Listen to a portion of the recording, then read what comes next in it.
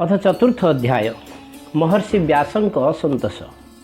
श्री व्यासदेव कहते से ही दीर्घकालीन अधिवेशन रे सम्मिलित होइथिबा मुनि मानक मध्य शौनक थिले विद्या और बयस वृद्ध कुलपति तथा ऋग्वेदी।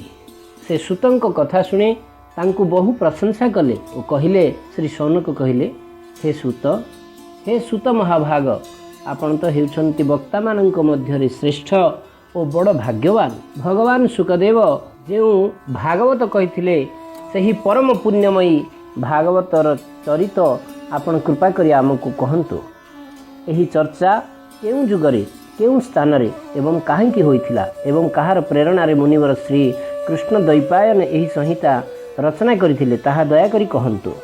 व्यासपुत्र सुखदेव हेउछन्ति परम जोगी, समदर्शी और अखंड ब्रह्मदृष्टि संपन्न। से संसार निद्रारु जाग्रत रही थांती एवं निरंतर एकमात्र परमात्मा ठारे ही संलग्न रहंती। आत्मज्ञान रे मज्जी रहुथिबा से अन्य मानंकु मूढ़ परि देखा जाती। पुओ सन्यास नहीं बन जाइथिबा बेले व्यासदेव तांकु फेराई आनिबाकु तांको पछरे धाइले।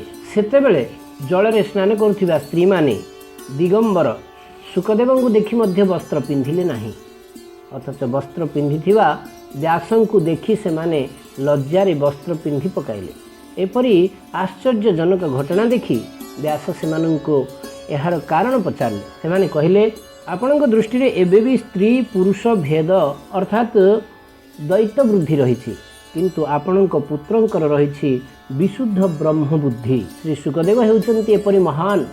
से तो कुरुजांगल देश रे पहुंची हस्तिनापुर रे पागल मुक जड़ परी विचरण करथिले। सेठार नगरवासी तांकु चिन्हिले किपरि? पांडव नंदन राजर्षि परीक्षित और मौनी सुखदेवंक मध्यरे यही संवाद किपरि आरंभ होइतिला, जहा फल कि यही भागवत संहिता प्रकटित हला। कारण गोटे गाई दुहिबाकू जेतिकी समय लागे, आत्मा श्री सुखदेव तो गृहस्थंक द्वार रे मात्र सेतिकी समय प्रतीक्षा करी सेही गृह को तीर्थरे परिणत कर दियंती। ता छड़ा से सूत महाराज आमे शुणुछु अभिमन्यु नंदन परीक्षित थिले भगवानंकर जणे उत्तम भक्त। तेणु आपण ताहांकर अत्यंत आश्चर्यकर जन्म और कर्मर वृत्तांत मध्य वर्णना करी आमको शुणांतु। से तो थिले पांडव वंशर गौरववर्धनकारी सम्राट। से पुणी केउ कारणरू साम्राज्य लक्ष्मी त्याग करी गंगा तटरे आमरण उपवास करी बसथिले। से थिले जणे वीर युवक। तांकर शत्रु माने मध्य निज निजर मंगल पाई से पाद रखिथिबा पीढ़ा को नमस्कार करिबा पूर्वक तांकु अजस्र धनरत्न भेटी देइथिले। से भला सही दुस्तज जहाँ त्याग करिबा बड़ कष्टकर राजलक्ष्मी तथा निजर प्राण त्याग करदेबाकू काहेकि इच्छा कले? जो मानकर जीवन भगवानकर आश्रित सेमान तो निस्वार्थ भावरे संसार परम कल्याण निमंते तथा जगतर अभ्युदय और समृद्धि निमंते जीवन धारण करती। सेही दृष्टि मध्य परीक्षित अन्य मानकर हित निमंते जीवन धारण करथिले। एपरी अवस्था से काहेकि एभली वैरागी होई देह त्याग करथिले? हे महाराज, केवल वेदवाणी छड़ा अन्य समस्त शास्त्र रे आपण हेउछन्ति पारदर्शी पंडित। तेणु आमे जहाँ सब पचारिलु कृपा करी आमको से सब विषय शुणांतु। श्री सूतमुनि कहले, चलित चतुर्युगीर तृतीय युग द्वापर रे महर्षि पराशरंक द्वारा वसुकन्या सत्यावती गर्भरु भगवानंकर कलावतार रूपे जोगीराज व्यासदेवंकर जन्म होइथिला। दिने सूर्योदय समय रे सरस्वती नदीर पवित्र जल रे स्नानादि सारी गोटे एकांत पवित्र स्थान रे से बसी थांती।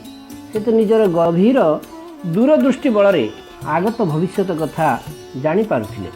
निजर सेही विचक्षण दृष्टि बल रे से देखिले कालर प्रबल प्रभाव रे युग धर्मर परिवर्तन देखा देलानी। काल प्रभाव रे प्रत्येक जुगरे समस्त भौतिक वस्तुर शक्ति लोकमानंकर एपरी दुर्भाग्य देखि मुनीश्वर व्यास निजर ज्ञान संपन्न अमोघ दिव्य दृष्टि रे सबु वर्णाश्रमवासींकर मंगल किपरि हेबो ताहा विचार करबाकू लागिले। से देखिले वेदरे कहा जाइथिबा चातुर्होत्र कर्म लोकंकर हृदय शुद्ध करे।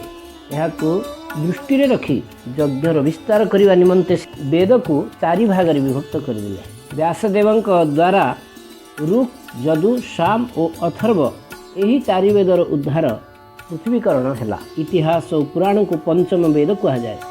ଏହି ସବୁ ବେଦ ମଧ୍ୟରୁ ପୈଳ ଅଧ୍ୟୟନ କଲେ ଋକ୍ ବେଦ ସାମ ବେଦ କିପରି ଗାନ କରିବାକୁ ହେବ ତାହା ଶିକ୍ଷା କରି ସେଥିରେ ବିଦ୍ୱାନ ହେଲେ ଜୈମିନୀ ଓ ଯଜୁର୍ବେଦର ଏକମାତ୍ର ସ୍ନାତକ ହେଲେ ବୈଶମ୍ପାୟନ। ଅଥର୍ବ ବେଦର ପ୍ରବୀଣ ହେଲେ ଦରୁଣ ନନ୍ଦନ ସୁମନ୍ତୁ ମୁନି। ଇତିହାସ ଓ ପୁରାଣର ପ୍ରଥମ ସ୍ନାତକ ହେଲେ ମୋର ପିତାରୁ ମହର୍ଷଣ। ଏହି ଋଷିମାନେ ନିଜ ନିଜର ଶାଖାକୁ ଆହୁରି ଅନେକ ଭାବରେ ବିଭକ୍ତ କରିଦେଲେ। ଏପରି ଭାବରେ ଶିଷ୍ୟମାନଙ୍କ ଦ୍ୱାରା ବେଦମାନେ ବହୁ ଶାଖାରେ ବିଭକ୍ତ ହୋଇଗଲେ। ଯେଉଁମାନଙ୍କର ବୋଧ ଶକ୍ତି କମ୍, ସ୍ମରଣ ଶକ୍ତି ସ୍ୱଳ୍ପ କିମ୍ବା ଆଦୌ ନାହିଁ, ସେମାନେ ଯେପରି ବେଦର କିଛି କିଛି ଅଂଶ ଧାରଣ କରିପାରିବେ ତାହାକୁ ଦୃଷ୍ଟିରେ ରଖି ଭଗବାନ ବ୍ୟାସଦେବ ବେଦକୁ ଏପରି ବିଭିନ୍ନ ଭାଗରେ ବିଭକ୍ତ କରିଦେଲେ। ସ୍ତ୍ରୀ, ଶୂଦ୍ର ଓ ପତିତ ଦ୍ୱିଜାତି ଏହି ତିନି ବର୍ଗ ବେଦର ଶ୍ରବଣ ଅଧିକାରୀ ହୋଇନଥିବାରୁ କଲ୍ୟାଣକାରୀ ଶାସ୍ତ୍ରୋକ୍ତ କର୍ମ ଦ୍ୱାରା ସେମାନଙ୍କର ମଧ୍ୟ କଲ୍ୟାଣ ପ୍ରତି ଦୃଷ୍ଟି ରଖି ମହାମୁନି ବ୍ୟାସଦେବ ବିଶେଷ କୃପାପୂର୍ବକ ମହାଭାରତ ରଚନା କଲେ। ହେ ଶୌନକାଦି ଋଷିଗଣ, ବ୍ୟାସଦେବ ଏପରି ଭାବରେ ନିଜର ସକଳ ଶକ୍ତି ବିନିଯୋଗ ପୂର୍ବକ ସଦାସର୍ବଦା ପ୍ରାଣୀମାନଙ୍କର କଲ୍ୟାଣ ନିମନ୍ତେ କାର୍ଯ୍ୟରତ ରହି ମଧ୍ୟ ହୃଦୟରେ ସନ୍ତୋଷ ଲାଭ କଲେ ନାହିଁ। ଦିନକର କଥା, ସରସ୍ୱତୀ ନଦୀର ପବିତ୍ର ତଟରେ ଏକାନ୍ତ ବସି ସେ ମନରେ ବିଚାର କରିବାକୁ ଲାଗିଲେ। ମୁଁ ନିଷ୍କପଟ ଭାବରେ ବ୍ରହ୍ମଚର୍ଯ୍ୟାଦି ପାଳନ କରି ବେଦ, ଗୁରୁଜନ ଓ ଅଗ୍ନି ଆଦିକୁ ସମ୍ମାନ ପ୍ରଦାନ କରିଛି। ସେମାନଙ୍କର ଆଜ୍ଞା ପାଳନ କରିଛି। ମହାଭାରତ ରଚନା ମାଧ୍ୟମରେ ମୁଁ ବେଦର ଅର୍ଥକୁ ଏପରି ପ୍ରାଞ୍ଜଳ କରିଦେଇଛି ଯେ ତାହା ପଠନ ଶ୍ରବଣ କରି ସ୍ତ୍ରୀ, ଶୂଦ୍ର ପ୍ରଭୃତି ମଧ୍ୟ ନିଜ ନିଜର ଧର୍ମକର୍ମର ଜ୍ଞାନ ଲାଭ କରିପାରିବେ। ତା ଛଡ଼ା ମୁଁ ବ୍ରହ୍ମ ତେଜରେ ମଧ୍ୟ ସମ୍ପନ୍ନ। ତଥାପି ବଡ଼ ଦୁଃଖର ବିଷୟ ଯେ ହୃଦୟରେ ମୁଁ ଅପୂର୍ଣ୍ଣ କାମ ହୋଇ ରହିଥିବା ଏପରି ବୋଧ ହେଉଛି। ସମ୍ଭବତଃ ଏ ପର୍ଯ୍ୟନ୍ତ ମୁଁ ଭଗବାନଙ୍କୁ ପ୍ରାପ୍ତ କରାଉଥିବା ଧର୍ମ ପ୍ରାୟ ନିରୂପଣ କରିପାରୁନାହିଁ।